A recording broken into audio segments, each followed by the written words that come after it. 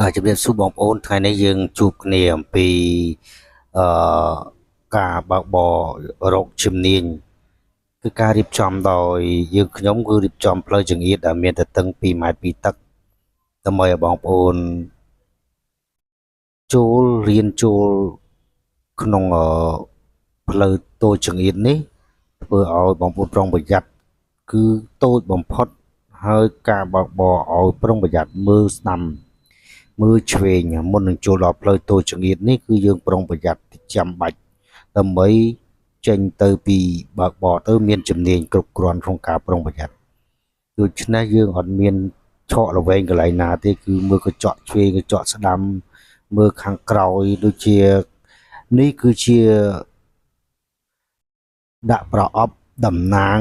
អាយ៉ែជួលចតក្នុងផ្ទះឬមួយក៏ចំណតសាធារណៈណាមួយគោលកណ្ដាលគឺតំណាងជញ្ជាំងតំណាងឡានគេចតខាងក្រោយបាទសងខាងគឺជាកន្លែងមួយដែលយើងត្រូវប្រុងប្រយ័ត្នបាទដូចជាក្នុងផ្ទះក្នុងអីហ្នឹង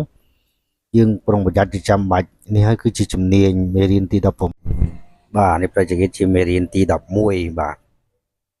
មេរៀនទី11បាទសូមអរគុណ